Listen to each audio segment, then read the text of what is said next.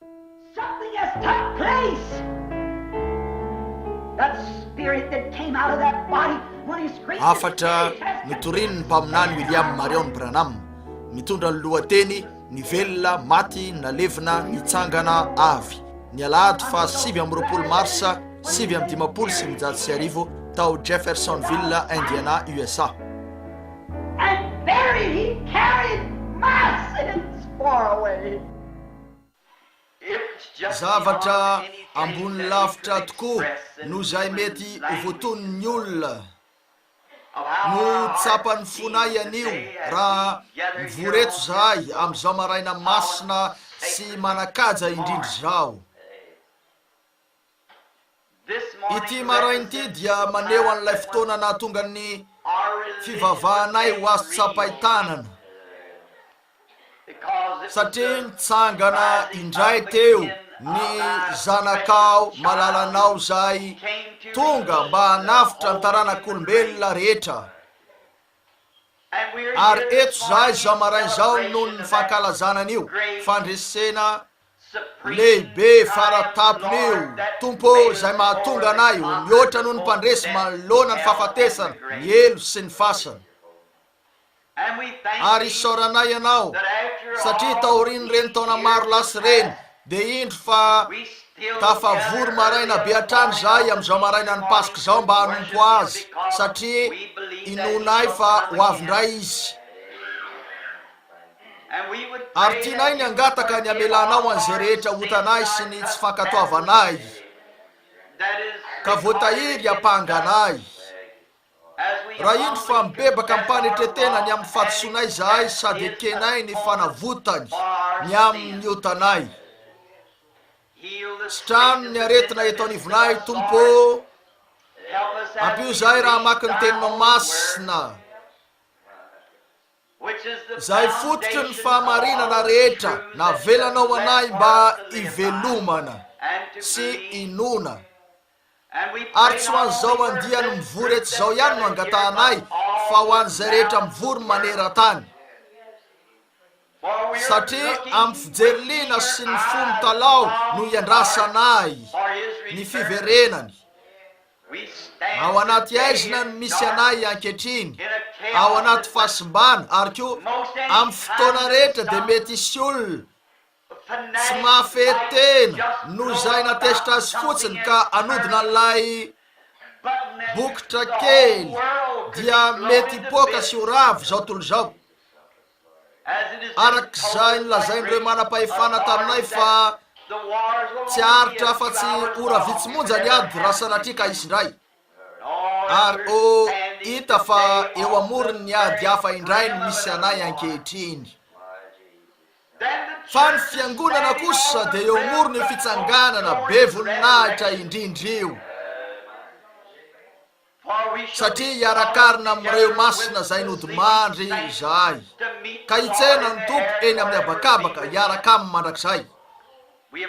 Tonga hideranao zahay tompo koa ekeo zahay ankehitriny ta io ny famakina ny teninao ny firana fiderana ny fitoriana ny filazantsara raiso ny vavaky zahay mibebaka enoy ny vavaky ny mararika raiso anao ny voninahitra avy amin'izany satria angatahanay ampanetretena amin'ny anaran'i Jesosy zanakao zany. Amen.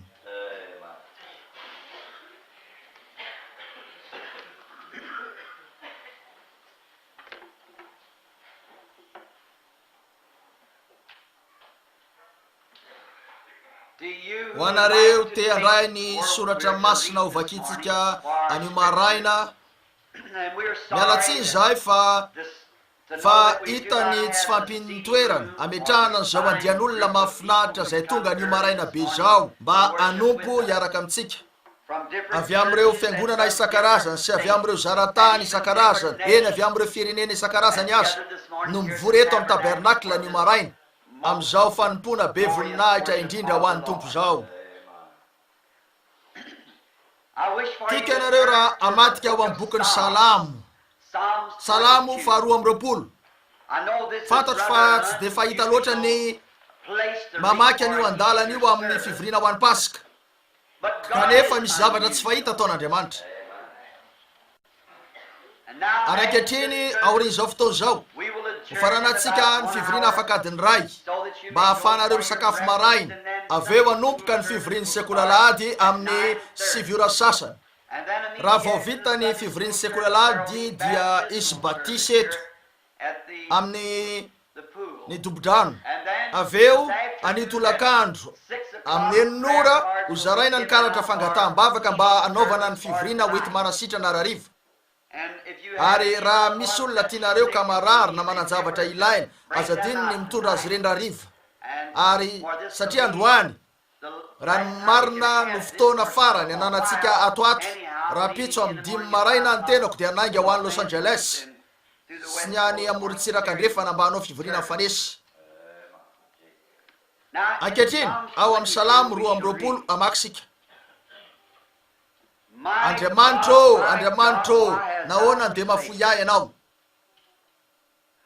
Nahoana nde lavitry ny famonjena ahy ianao? Ny tenin'ny fitarahinako. Andriamanitro, niantso aho noho ny andro nefa tsy namaly ianao, ary noho ny alina nefa tsy mahita fiononanao. Kanefa masiny ianao, ry mipetraka eo ambony fideran'ny Israely.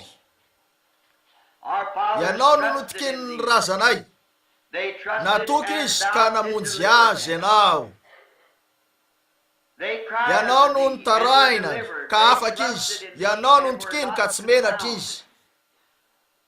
Ary zaho dia olitra fa tsy olona, fandatsa n'olona, fanevatevam-bahoaka.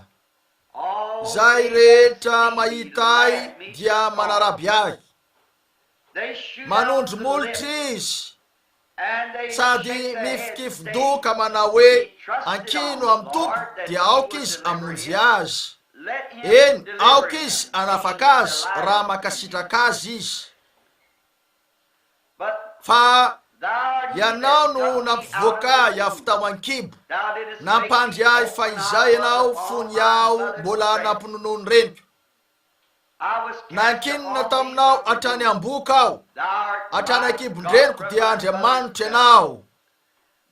Aza manalavitra ahy ianao fa akaiky ny fahoriana, sady tsy misy mpamonjy. Mitangorona amiko ireo ombilabe, ny maherin'ny Basana manemitra ahy. Misanasana vava amiko izy, eny liona mamiravira mieriny izy. Efa rano ahidinao ka mivany toloko rehetra tahaka ny savoka, ny foko miempo ato anatiko izy. Maina tahaka ny tavim-bilany ny heriko, ny lelako miraikitra amin'ny lanilaniko. Ao amin'ny vovoka ny fahafatesana no ametrahanao ahy. Fa mitangorona amiko ny amboa, ny fiangonany ratsy fanahy manemitra ahy. Manindrona ny tongotro amantanako izy. Maisa ny taolako rehetra aho, ireo dia mibanjina sady mangarika ahy. Mizara ny fitafiko azy izy, ary ny akanjoko ilokany. Fa ianao aza manalavitra Tompo, heriko fangana monjy ahy. Vonjeo amin'ny sabatra ny fanahiko, dia niany malalako amin'ny herin'ny amboa. Vonjeo amin'ny vavany liona aho, ary valio aho ho afaka amin'ny tandroko ny ombomanga. Itory ny anaranao amin'ny rahalaiko aho, eo amin'ny fiangonana no iderako anao. Eny, ianareo zay matahotra ny Tompo midera azy, ry tanànan'i Jakoba rehetra manomeza voninahitra azy, ary matahora azy ry zanak'Israely rehetra. Fa tsy manao tsinitsinina na marikoreko ny fahorian'ny ora izy, tsy mba manafina ny tavany aminy. Fa raha mitaraina aminy reny dia miaino izy. Avy aminao no azahoako manao fiderana eo amin'ny fiangonana-dehibe. Ny voatiko dia faiko eo anatrehan'izay matahotra azy. inana ny mpandefitra ka ho voky hiderany tompo zay mitady azy ho velona mandrakizay any eny fonareo atsiaro ka hiverina ho amin'ny tompo ny farany tany rehetra ary ankohaka eo anatrehanao ny fokony fireneny samihafa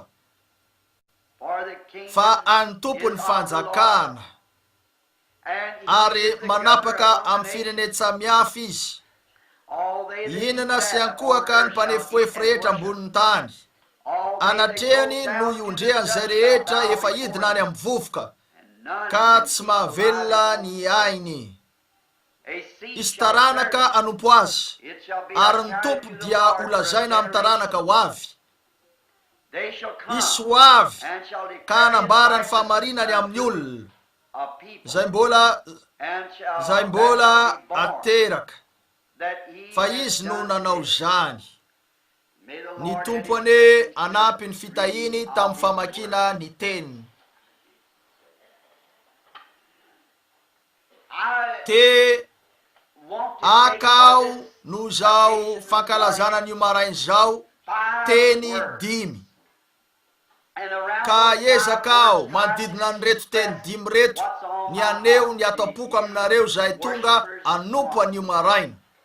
Reto teny 5 reto no raisiko: ny velona, maty, nalevina, nitsangana, avy.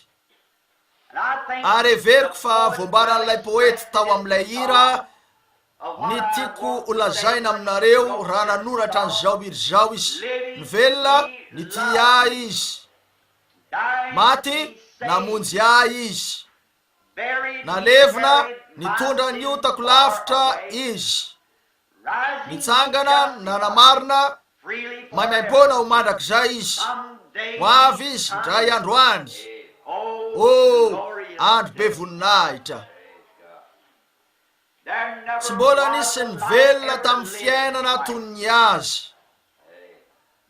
satria izy lay Andriamanitra voaseho tao amin'ny nofo hatramin'ny fahaterahany.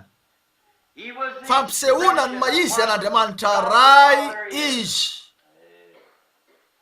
ary amin'ny mahafitiavana an'Andriamanitra ray Jesosy ary no fanehoana fenony amin'ny fitiavana.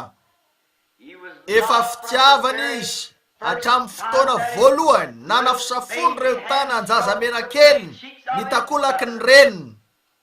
Efa fitiavana izy. Ary everiko fa maro ankehitriny ny diso amin'ny fahafantarana ny nahafitiavana azy. Andriamanitra dia fitiavana, ary zay ty no nateraka Andriamanitra. Fa toy izao no nitiavan'Andriamanitra izao tontolo izao, zay tsy mendrika ho tiavana, nomeny ny zanany latokana mba tsy ho very zay rehetra mino azy fa anana fiainana mandrakizay. Naneho ny fitiavana izy raha teto an-tany tamin'ny fomba maro samihafa ka tena tsy azo adikevitra ny hoe izy no be fitiavana indrindra tamin'izay rehetra no arina. Ary everiko fa naneho an'Andriamanitra izy tamin'ny fiainany tety, fa tamin'ny alalan'ny fitiavana irery ihany no fomba nahafahan'Andriamanitra ho voaseho tamin'ny olona. Ary nataony tokoa zany rehefa nanolona n'ity vehivavy ratsy fitondratena indrindra tamin'ny andron'ity izy, zay angamba. Meloka tokoa ny fahitan'izy reto azy, ary tsy nisy fomba ny alany rehefa tratra ny jangajanga izy, ary nitaritiny izy reto akeo anatrehany izy ka nataony hoe inona hoy ianao no tokony atao aminy. Fa rehefa nitodika taminy izy ka nanao hoe zaho tsy manameloka anao mandehana ary aza manota intsony, raha tokony honatsipiny teny an-dalabe hotriariny reto olona zay tahaka ny andianambody, hitorabato sy analany ainy reto lay fony malefaka azy tsara no sady ty kosa dia mieritra hatreo amin'ny ota nisy azy io ka nanao hoe tsy manameloka anao aho mandehana fotsiny ary aza manota intsony ary raha teny amin'ny lalana izy ka nakany amin'ny fasan'ny lazarosy everiko fa fotoana lehibe hafa koa io zay nanehonina izy an'Andriamanitra ho an'ny olombelona tsy hoe Andriamanitra afaky ny amelany ota ratsy indrindra mety isy any izy fa manaisitra ny elony sy manao azy ho tsy manan-keloka noho ilay fitiavany mamela fa na dia mitondra antsika ao amin'ny fanginana aza ny fahafatesana mbola linany amintsika hatrany izy everiko fa nasehony tokoa zany rehefa teny an-dalana niaraka tamin'ny Marta sy Maria rehefa tonga tao amin'ilay trano nanalany fahafatesana ny ainy olona mateo ty fa teny amin'ny lalany ho any am-pasana na dia teo azy zany tamin'Andriamanitra azy efa fatany fa nangana azy tamin'ny maty izy efa fatany fa nambara taminy hoe ao amin'ireo teny mihitsy no hitoerany ny heriny fitsanganana mba hialany ao am-pasana na dia teo azy zany rehefa nahitany Marta sy Maria sy reo zay tiany Lazarosy ny dradradratra izy dia hoy ny baiboly hoe nitomany izy inony zany lay fony lehibe feno fitiavana rehefa nahita zany izy tamin'ny fahalalana fa nalahelo reto sakay zany dia nalahelo niaraka taminy izy faly tokoa noho ny fahalalana fa afaka ho hita eo anivon'izay torotoro izy ary tsy izy mihitsy no andao atsika amin'ny andro mahory manohana antsika izy na dia lavo aza ny rehetra no sady lasa ny fanantenana farany mety isy eto an-tany dia mbola Andriamanitra hatrany izy no sady tia antsika naneo an'Andriamanitra izy teo ary toinona no inoko fa iriny fatratra ny mba hahita ny vahoakany ho tena voaositra ny fanahiny mba hahafahantsika hifanatona rehefa eny fizahatoetra sy ny fahasahiranana ka hitondra fanehonany amin'ny fahatsarapony raha indry fa mirotsaka avy ato am-potsika izay nateraka ny fanahiny zany mba hamoaka taratra eo amin'ny fiangonana ny fitiavan'Andriamanitra velona maneho tsara n'izay nolazainy zany na izay voalazan'ny poety ny velona ny tia izy ary nasehoany zavatra nataony ho an'ny taranak'olombelona rehetra tamin'ny fomba nanehon'Andriamanitra ny tenany tao amin'i Jesosy Kristy nasehoany ny heviny manoloana ny taranak'olombelona amela sy tia an'ireo zay tsy mendrika ho tiavina ary manontany tena aho amin'izao maraina ny Pasika zao toinona ny nadiso atsika tamin'izany vitatsika ny tia an'ireo zay tia atsika fa izy kosa ny tia an'ireo zay tsy tia azy izy ny fanehona lehibe indrindra sy voalohany ny amin'ny fitiavana tamin'izay fa tonga teto an-tany nefa nanesoeso azy ireo zay niaina teto an-tany dia ireo zay nitiaviny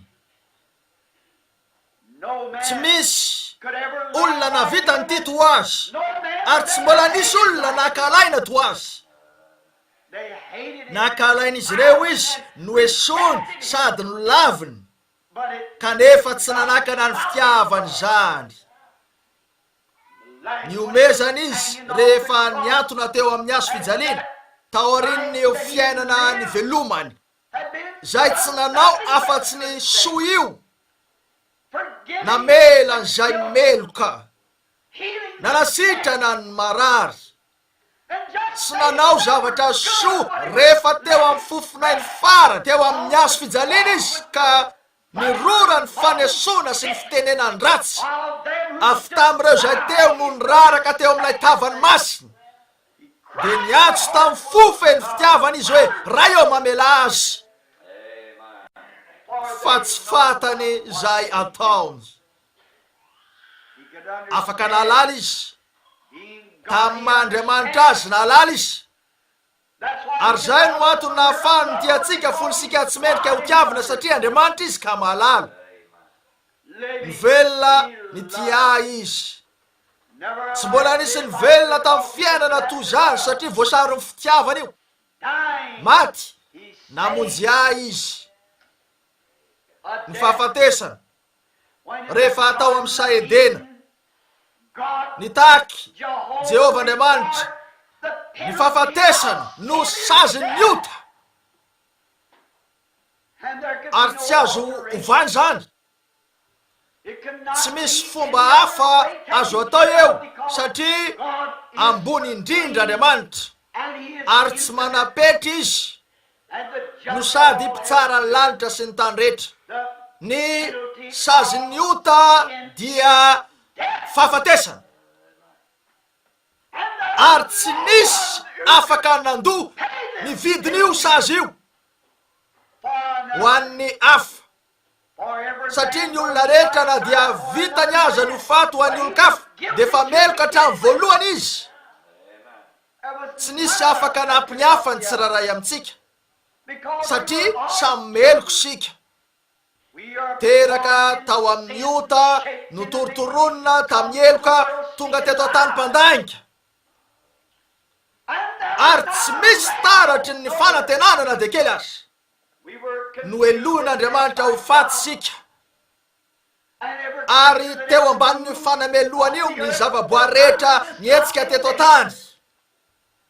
Mety maro ny olona marina ka navita zavatra lehibe kanefa efa mpanotatra amin'ny voalohany izy. Fomba tokana ihany no nafahana nandohan'io, dia ny fahafatesan'Andriamanitra tenany. Andriamanitra ary tamin'ny mahafanahy azy dia tsy afaka ho faty, fa afaka nidina tao amin'ny vatana nofo anankiray kosa izy ka naneho ny tenany tamin'ny fiainana feno fitiavana mba aka ny fahatsarana rehetra izay na izy azy, ka nanome an'izany atsitrapo ho toy ny fanatitra ambony indrindra mba hahafahany mandray ny fahadisoany izay meloka. Fa mpanoty sika rehetra, ary tsy nisy fomba mihitsy nahavonjy atsika, ko dia tsy ny ahitana azy teto an-tany ihany natongavany, fa tonga izy mba ho faty toy ny fanatitra. Naseho any Abely zany rehefa nanolotra fanatitra tsara lavitra noho ny hanin-kaina ho an'Andriamanitra izy. Rehefa nitondra lay zanak'ondry kely, nofatorany tamin'ny sapam-boaloboka teny ambony vatolampy ny tendany.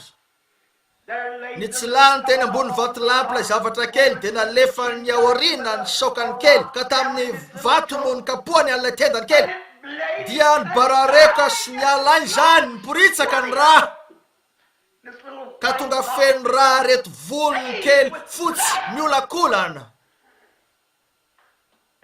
Ny Kalvari no naseho any Abela teo, rehefa lay zanak'ondrin'Andriamanitra efa voavony talohany nanorenana zao tontolo zao, no tonga mba aka ny toeran'ireo mpanota meloka, ka nopotehana sy ny vonoina ary ny omezana sy notevatevaina no sady maty tamin'ny fahafatesana zay hita fa tsy misy zavaboary afaka ho faty toy zany raha tsy hoe Andriamanitra tenany. Fa nilatsaka teo an-tsoro ny volony feno raha izay nitete tamin'ny tany, ka izany no tena naneho ny faratsiny ny ota. Rehefa nilainy ny ho faty mba hanavotana ny olona tamin'ny fiainana fenota, tsy nisy nahavita ny ho faty toy izany, tsy nisy afaka nazaka ny fahafatesana io.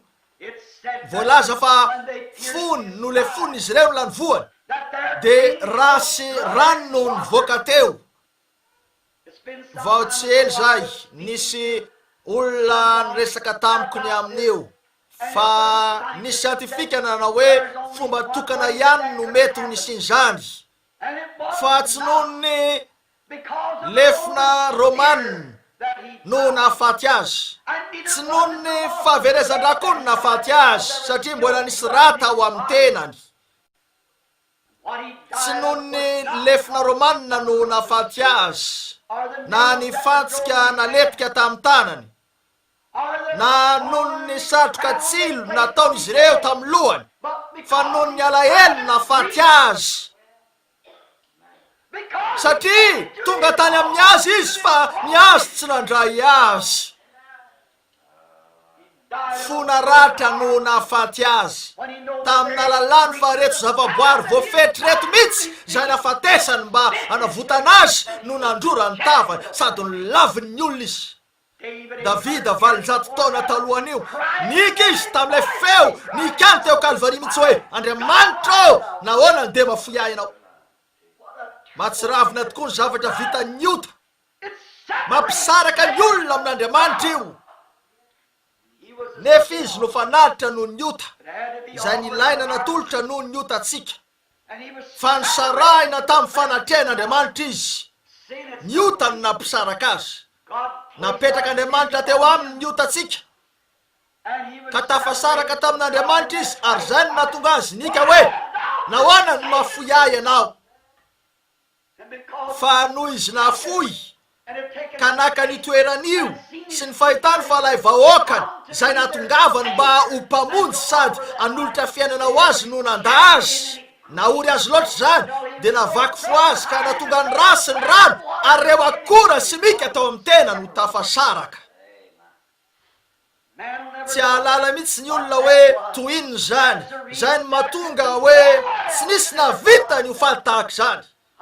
Na tohinona dy mety ho lalovanareo, na fatorana rojo vy aza ny tongotrareo, na ho tsy faina tsikelikely azy ianareo, na ho dorana tsikelikely azy, dia tsy vita nareo ny ho faty amin'ny fahafatesan'io satria tsy tohiny toe-batanareo.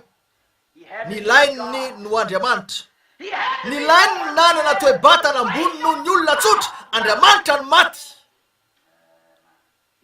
Ny fona ratra no nahafaty azy, tena oro loatra ho an'izao toy izao izy, ka izay no niteraka fikorotanana na tsy mika tao amin'ny tenany zay tsy afaka hitranga ao aminareo. Tsy vitanareo ny jaly toy izany, tsy misy fomba mety hanananareo an'io karazana fahoriana mafy io, ko anankiray ihany no navitan'io ary natao zany.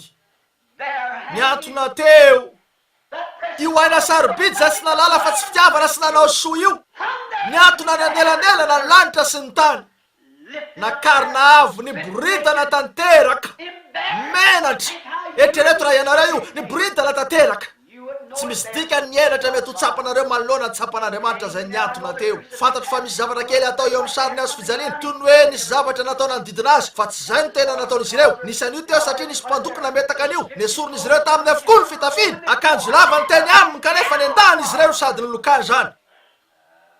Tena menatra indrindra tokoa izy, na de zany azy am'Andriamanitra azy nilainy ny hoe ary mpanotany nandrora ny tavany, na de zany azy anyma anitry ny fandrapo azy, nilainy ny hofaty teo anatrehany rehetra, ny boridana tanteraka. Nisy fetraikany tamin'ny loatra zany ka tena nampisaraka ny rano sy ny rà. Tsy mahagaga ataoko fa mety tsara nanambarany poety raha hoy izy hoe raha nitresaka ny vatolampy ka nanjobona ny lanitra, niondrika ny mpamonjika ka maty, fa ilay lambatritra no nanokatra lalana makany amin'ny fifaliany lanitra sy ilay andro tsy misy fiafarana. Zany tokoa nilainy nanao an'io, nisy lamba niatona nampisaraka ny olona tamin'Andriamanitra, ary fisokafan'ny lamba io no nanokatra ny lalana makany amin'ny fifaliany lanitra sy ny andro tsy misy fetra. Misy dikany tokoa ny Kalvari, misy dikany mihoatra lavitra noho izay azontsika ambara. Zany tokoa ny velona ny tia izy, maty namonjy ahy izy, nalevina nitondra niotako lavitra izy. Voaheloka teo ary zany, tsy mahatazona intsony niota, raha niatso mafy teo amin'ny azo fijaliana izy hoe vita, maty niota, maty zany ankehitriny, vita ny aminy, tsy manan-keritsony, tsy mananany antsony. Everana zany ry olona iota io, lay fahavalony ny olombelona dia maty no sady tsy mananaina, tsy misy fiatraikany intsony, tsy afaka isy. rehefa nanarona ny tavany masoandro ka nandany amiratra ny kitana sy lasa mazina ny tany de teo ny nanavotana ny rehetra. Maty izy io ankehitriny, naleviny zany, tsy mananaina, tsy misy aina intsony ao aminy, de tsy maintsy aleviny zany aveo. Inona ny naleviny? Ny vatan'Andriamanitra ny naleviny, satria fanatitra no nioty io. Lay zanak'ondry ny dorana io, izay leviny le lafiny eloka. Io zanak'ondry tsy nisy ota sy tsy nalala ota io Andriamanitra tsy nalala ny ratsy io, natolotra ny ainy ary indro fa niatona teo lay fanatitra no niota. Nalevina, nitondra niotako lavitra izy, tsy maintsy nalevina izy. Ny vatany tsy maintsy nalevina lay fanatitra no niota. Zay ny mahatonga ny maro afaka fotoana fohy irosy eo amin'ny ridobo-drano reny sy raray mba atao batisa amin'ny anaran'i Jesosy Kristy. Nahoana? Misy zavatra nitranga. Lay fanahy nivoaka tamin'ny vatany io rehefa niantso mafy izy hoe vita, de zay ny nanamelika niota atao vatantsika. Ary tsy maintsy alevitsika zany ka tsy hosarovana intsony. Faly tokoa hafa zay ny zava-misy rehefa ny zavatra nalevina de miafiny zany. Tsy tamaso fa nalevina, nitondra niotako lavitra izy. Tsy afaka hitan'Andriamanitra intsony niotatsika satria nalevina izy reny. Nalevina aiza? Any amin'ny ranomasiny fanadinoana. Every zany hoe ranomasiny fanadinoana. Tsy hain'Andriamanitra ho tsarovana intsony satria maty izy reny no sady voalevina. Tsy hay atao intsony na de niatsiaro azy azy. Efa nivoaka ny fitadidian'Andriamanitra zany. Tao amin'ny fandevenan'io ihany koa izy sady voaseho tao amin'ny testamenta taloha. Nisy roa teo amin'izy ireo nanana fanatitra noho niota izy ireo ho fanadiovana ny fitoerana masina. Ary zany fanatitra noho niota zany dia ny fakana osila roa. Ary novonona lay osila ray. Fa lay osila ray no nanana niota zay nipetraka teo amin'ilay osila maty ka natao teo amin'ilay osila mbola velona. Tsarovy, Jesosy dia ondry, zanak'ondry izy, saingy tonga osila izy raha nieto. Fa marinana izy teo satria Andriamanitra io lay ondry, saingy tonga osila izy ota mba afahany ho tonga fanatitra no niota ho aso anao. Avy tamin'ny ondry ka lasa osila. Ary voaseho tamin'ireo biby roa reo Jesosy tamin'ireo osila roa. Lay voalohany maty izy, maty ho fanavotana. Lay faharoa reo ota avy amin'ilay fanavotana natao teo amin'ilay osila ho an'ny Azazela. Ary lay osila ho an'ny Azazela naka ny otany vahoaka ka nandeha tany anefitra lavitra tany mba hitondra ny otany vahoaka. Ino zany? Nanambara ny fahafatesana sy ny fandevenana an Jesosy tompontsika. Maty, velona nity izy, maty namonjy izy, nalevina, nitondra ny otako lavitra izy. Nalainy teo amin'ny tenany, niotany olona ka netiny hatrany amin'ny farany fiaina tsy hita. Izy lay fanatitra noho niota. Teo amin'ny niotany olona, mato azy ireo izy, koa napetraka teo amin'ny niota, de netiny any lavitra any niotatsika. Tena lavitra tokoa ka na de Andriamanitra aza tsy hahita azy intsony.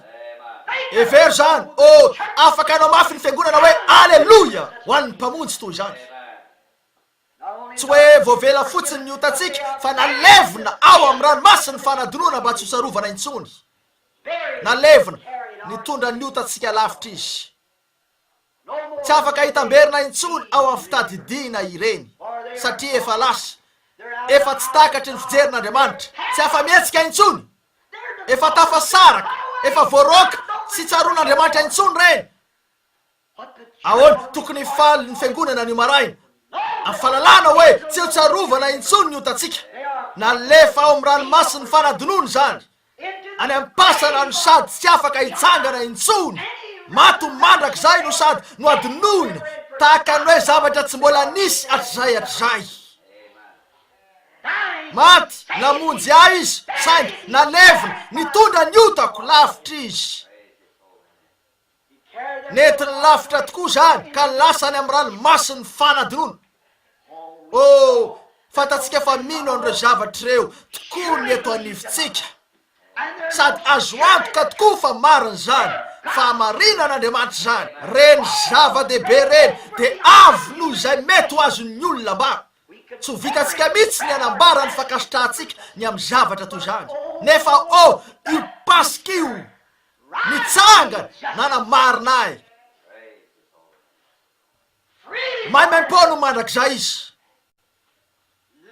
velona ny ty ahy izy maty namonjy ahy izy nalevina nitondra ny otako lavitra izy tsara avokoa zany saingy nitsangana nanamarina izy inona ary io fitsanganana io no rosian'Andriamanitra izay manefa voalony vidiny nitsangana nanamarina ahy mahay maim-po nao mandrak'izay izy.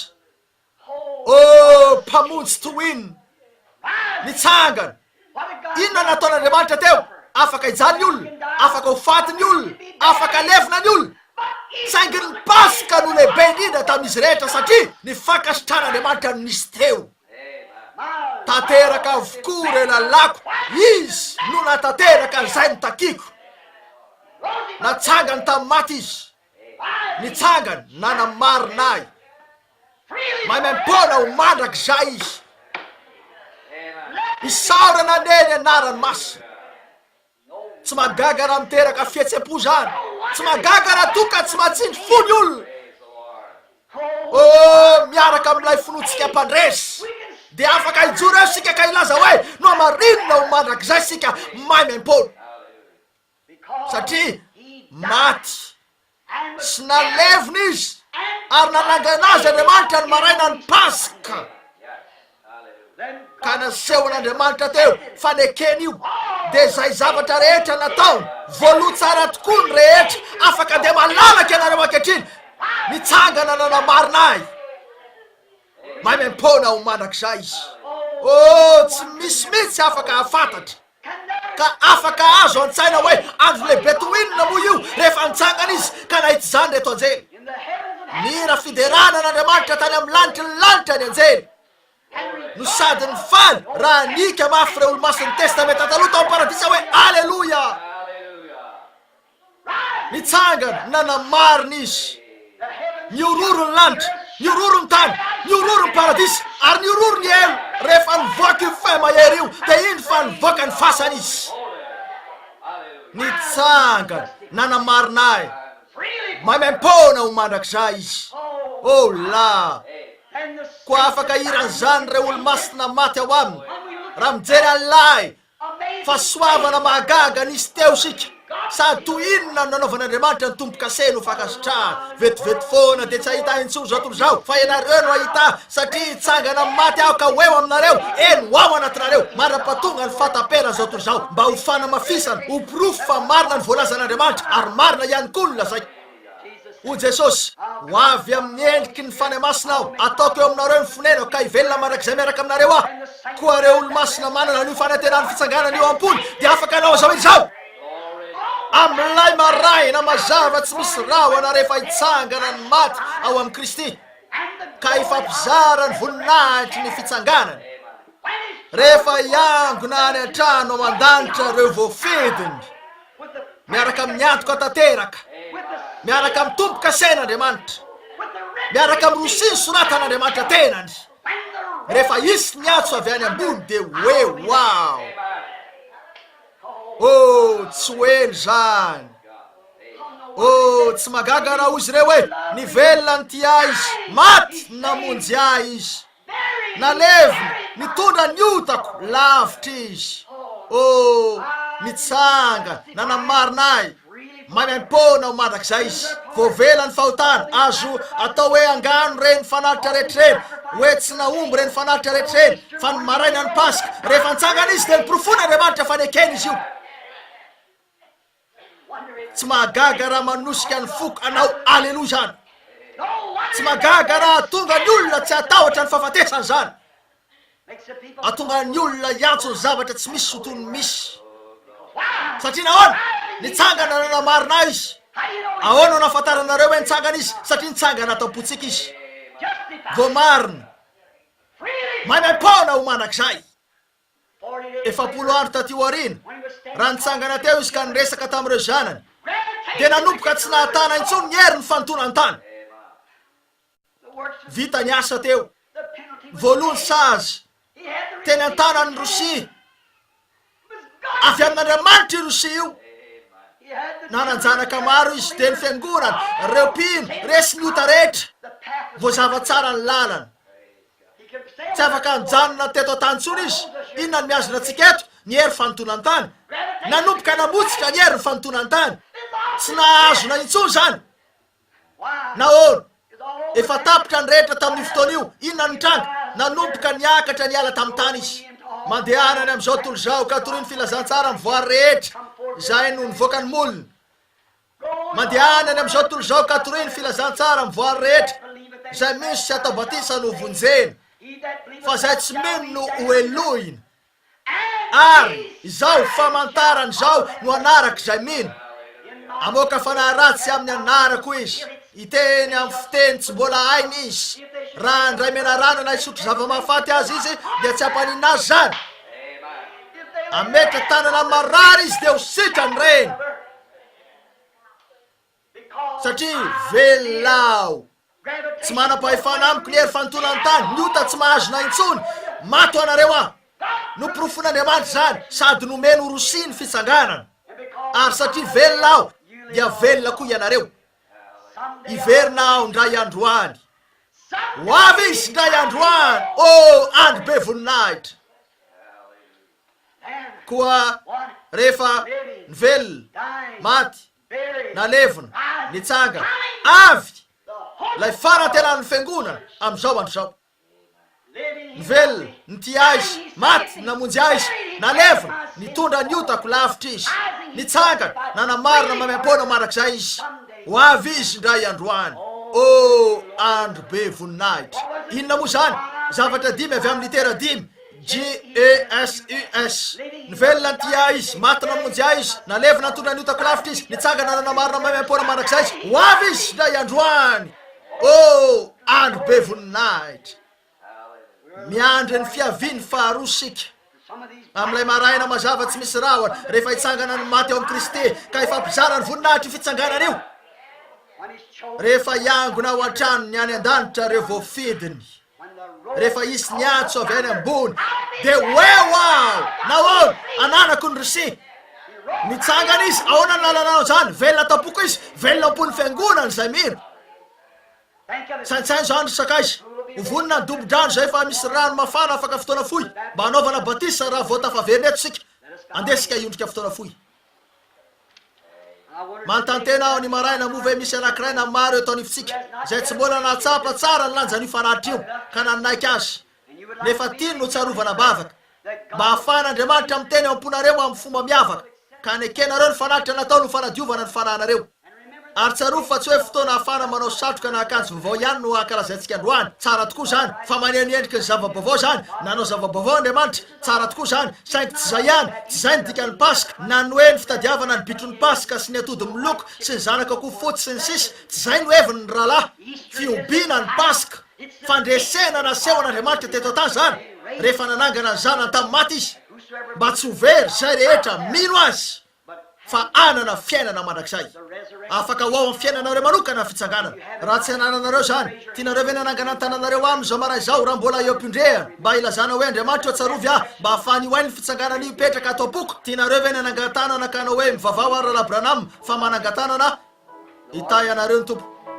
Andriamanitra itahy anareo. Mbola misy te hanangana ny tanany ve hoe mivavao ary lahy fa te hanaiky an'io ainy fitsanganana io aho.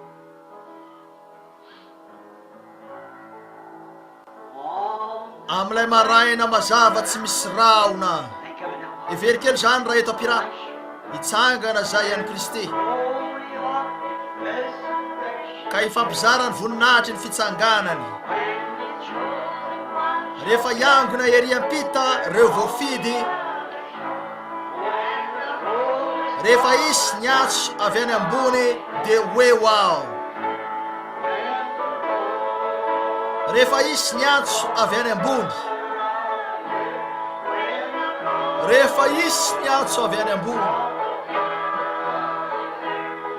Ankehitriny raha tsy azonao antoko zany dia alaminy dia zao antso avy any ambony.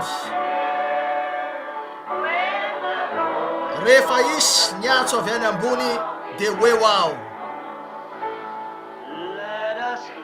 Andeha hanompo ny tompo hatraminy ho anareo olo-masina zany masoandro.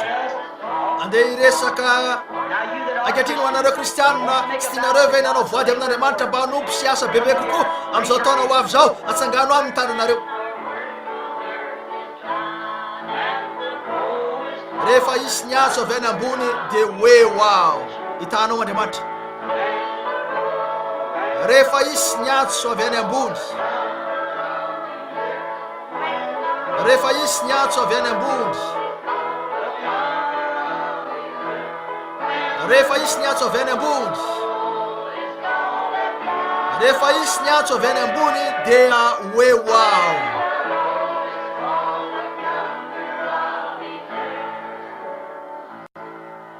Andriamanitra malalo, hitanao ny fon'ny tsirairay eto ary fantatrao ny antony manosika ny tsirairay sy zay kendreny, fa ny famindrapo no angatahiko. Andriamanitra ekeo zany. Io famindrapo io ane no tanterahana amin'reto olo reto. Tonga eto izy ireo zao maraina zao amin'ity fotoam-pivavahana ity. Tonga eto izy ireo amin'izao toeran'izao mba andre ny teninao. Ary toy izay nambaranay hoe raha nivelona teto ianao dia tsy mbola nisy fiainana toy ny ianao mihitsy. Maty ianao irery no afaka ho faty toy izany. Rehefa nalevina ianao dia nentinao lavitra ny otanay. Nentinao teo aminao ny otan'ny olona ka nataonao any amin'ny ranomasiny fanadinoany reny. Fa raha nitsangana dia nanamarina mamem-pona ho mandrakizay ianao. Ary eo am-piandrasana ny fiavinao zay ankehitriny. Andriamanitra taio izy reto. Ampio zahay, tsapanay fa tsy misy fotoana finitsony satria efa eo ambaravarana zany. Ary zahay amin'ireo ora ho avy raha ny filazana siantifika dia firenena maro no mety tsisy tsony. Koa mangataka zahay Andriamanitra raha mijory amin'izao maraina ny pasika zao no sady eo antokona ny fiaviana izay fanantenana ny fiangonana amanarivon'ireo izay mandry ao mivovoka ny tany miandry an'io ora io. Ao ambany alitara ny fanan'izy ireo mitaraina hoe ambara-pahoviana tompo, ambara-pahoviana. Ny angatahako Andriamanitra dia niresahanao aminay ary ampatsahivo anay fa ninona nataonay eto an-tany dia maivana zany. Fa niandry ny fiavinao no antokana azonay atao ankehitriny sy laza amin'ny rehetra dodina ny afatra. Engane mba hanaitra ny olona faingan'izay hoe mety ho tonga amin'ny fotoana rehetra ianao. Alohan'ny nilatsahany hoe bomba zay efa resahan'ny olona sy ireo misilina eto an-tany izay mety ho amanarivony ka andrakotra azy ao anatin'ny minitra vitsy. Fa alohan'ny nitrangany zany dia efa nampanantena ny ho avy ianao tompo, aka ny vahoakanao. Ito zany tokoa tompo ka amin'ny fotoana rehetra dia mety hisy ny fitsanganana na ny pasika ho an'ny fiangonana. Dia ny fitsanganana hiala amin'izao fiainana fenotra zao ho amin'ny fiainana mandrakizay amin'ny alalan'i Kristy. Eno ny vavakay ary androany raha ano ny fandarana afo zay anaovana ny fampianarana sekolalady tompo mitenena indray. Ary fo maro aneno andray fampitandremana manokana ary amam-polina aneno tonga ato amin'ity dobo-drano ity anio maraina amin'izao maraina ny pasika zao mba hilevina miaraka amin'ny Jesosy tompo manaiky an'ilay fanaritra nataony. Na inona fiangonana misy azy ireo, na inona toko-pivavahana iombonany, tsy midika zavatra zany fa nanaiky an'io fanaritra io ve izy. Ekeny va ny mahatsinitsinina azy fa Jesosy no antokana mendrika ary mato anay izy ka naka ny toeranay. Nalainy otanay no sady nalevina ary miakina amin'ny rery zahay. Tsy afaka andevina ny otanay ny fiangonanay, tsy afaka andevina ny otanay ny fiainana entinay, fa Kristy no nandevina ny otanay tao amin'ny ranomasiny fanadinoana. Andriamanitra ekeo ankehitriny mba hanandanja eo masinao ireo zavatra ireo. Koa anio hariva tompo ho tonga amin'ny hery ny fitsangananao anenao ka anetsika an'ity toerana kely ity mihoatra noho ny tany aloha rehetra. Famantarana sy fagagana maro anena iseho. Avereny zany tolay nisy tamin'ny alady vitsilasa zay tompo raha sitrana tamin'ny fomba magaga ireo marary sy marofy. angatanay niverenany zany ray anio ariva mba ho voninahitra ao tompo. Mamelany fahatosoanay ankehitriny tompo, ary aoka ho tena pasoka tokoa ho an'ny sasany aminay zao, ho tena pasoka ho anay rehetra. Ary ho an'izay tsy mbola natsapany amin'ny fitahin'ny pasoka hiposaka ao am-pony izy ireo ane Kristy anio, miaraka amin'ny toko vaovao, fiainana vaovao. Asehoy azy ireo ny Kalvari, fangatanay amin'ny anaran'i Jesosy zany. Amen.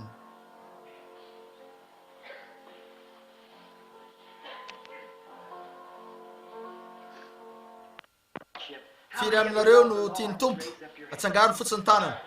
O la, mahafinaritra zany. Reko fa misy zazatolotra eto ry Rahalahy McDowell, iverina ve anao amin'ny fivorinisako lehilahy tsy maninona? Eny, ho tsara zany. Amin'ny fotoana io nalorantsika zazakely. Miverena amin'ny fotoana io raha tsy manahira ny raha azo atao. Koa ankehitriny oravaitsika vetivety ny fiangonana mba azony tsiraray mody sy sakafo maraina, ary miverena eto aveo. Fifaliana ho anay tokoa ny maheto anareo. Ankehitriny ary andesika hitsangana, andao anao anihira nataotsika teo io amin'ilay maraina mazava tsy misy rahona. Firy manana ny fanantenany io aminy, aseholy atananareo misandratra. Tsangana amin'ilay maraina mazava tsy misy rahona, rehefa hitsangana ny maty ao amin'ny Kristy, ka ifampizarany voninahitry ny fitsanganany rehefa iangony ery ampita reo vovonjy.